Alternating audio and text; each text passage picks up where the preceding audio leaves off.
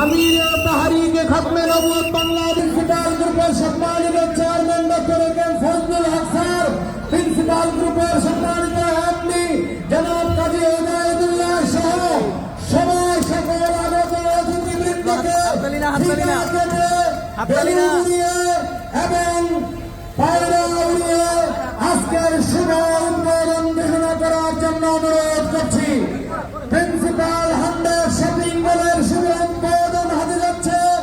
ফিতাকে উদ্বোধন করছেন আজকের আয়োজনের মাননীয় প্রধান মেহমান জনাব আলহাজ হযরত আল্লাহ ডক্টর সৈয়দ ইনায়েতুল্লাহ আব্বাসী ও সিদ্দিকী জৌনপুরী পীর সাহেব জৌনপুর দরবার শরীফ।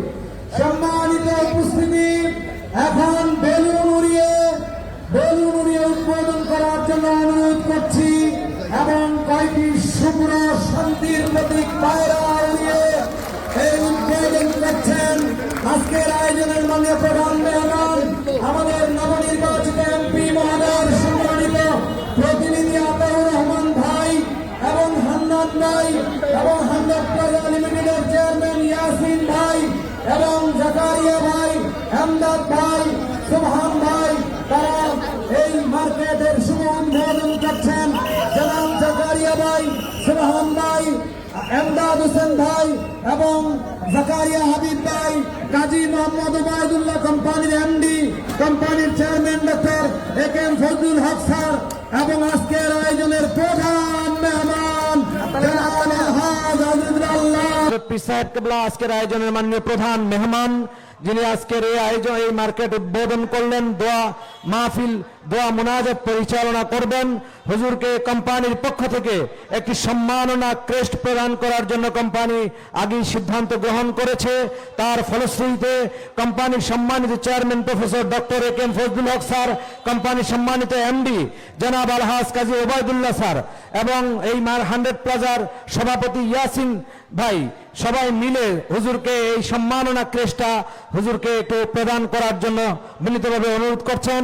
সম্মাননা এই ক্রেস্ট গ্রহণ করছেন আজকের আয়োজনের মাননীয় প্রধান মেহমান আমাদের সকলের শ্রদ্ধাভাজন ব্যক্তিত্ব জনাব আলহাজ হযরত আল্লাহ ডক্টর সৈয়দ মোহাম্মদ ইনায়েতুল্লাহ আব্বাসী ও সিদ্দিকী জৌনপুরী পীর সাহেব এবং একই সাথে হুজুর আমির খতমে তাহরিকে খতমে নবুয়ত বাংলাদেশ, খতমে নবুয়ত বাংলাদেশের সম্মানিত আমির জনাব আলহাজ হযরত আল্লাহ ডক্টর সৈয়দ মোহাম্মদ ইনায়েতুল্লাহ আব্বাসী ও সিদ্দিকী জৌনপুরী। আমি সকলে বলুন মারহাবা, আরো চিৎকার করে বলুন মারহাবা। হুজুর আমাদের কোম্পানির পক্ষ থেকে এবং আল্লাহ সুবহানাহু ওয়া তাআলা কোরআনুল কারীমে তার আখিরি নবী মুহাম্মদ সাল্লাল্লাহু আলাইহি সাল্লামের উপর অবতীর্ণ কোরআনে উম্মতে মুহাম্মাদীর চাকরিজীবী ব্যবসায়ী তাদের ব্যাপারে বলেন তাদের চরিত্রটা কি রকম হবে। বিশেষ করে আল্লাহ এই কথাটা বলেছেন সাহাবায়ে কেরামের ক্ষেত্রে। এটা সাহাবায়ে কেরামের জন্য ছিল খাস, বাকিদের জন্য আম হতে পারে। আল্লাহ বলেছেন রিজালুল্লাহ তুলহিহিম তিজারাতুম ওয়ালা বাইউন আন যিকরিল্লাহ। মুহাম্মদ সাল্লাল্লাহু আলাইহি সাল্লামের উম্মতের মধ্যে এমনও মানুষ আছে ব্যবসা বাণিজ্য লেনদেন কেনাবেচা যাদেরকে আল্লাহর জিকির থেকে এক মুহূর্তের জন্য গাফেল করতে পারে না। বিশেষ করে আন ইকামিস সালাতি ওয়া ইতাইজ যাকাত, নামাজ প্রতিষ্ঠা থেকে যাকাত আদায় করা থেকে। আমাদের এই দিকটি লক্ষ্য রাখতে হবে। ব্যবসা বাণিজ্যে খুব বেশি রিলেটেড হয়ে আমরা যেন নামাজ এবং যাকাতকে ভুলে না যাই। তাতে আমরা পার্থিবভাবে সফল হলেও পরকালীন জীবনে ক্ষতিগ্রস্ত হয়ে যাব। এরপরে আল্লাহ তাআলা বলেন ইয়াখাফুনা ইয়াওমান তাতাকাল্লাবু ফীহিল কুলুব ওয়াল আবসার।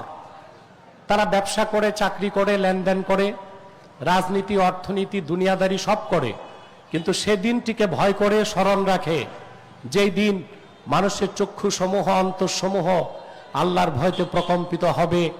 তার মানে বিচার দিবসকে খেয়াল রাখে। সেটাকে সামনে রেখেই তারা লেনদেন ব্যবসা বাণিজ্য করে।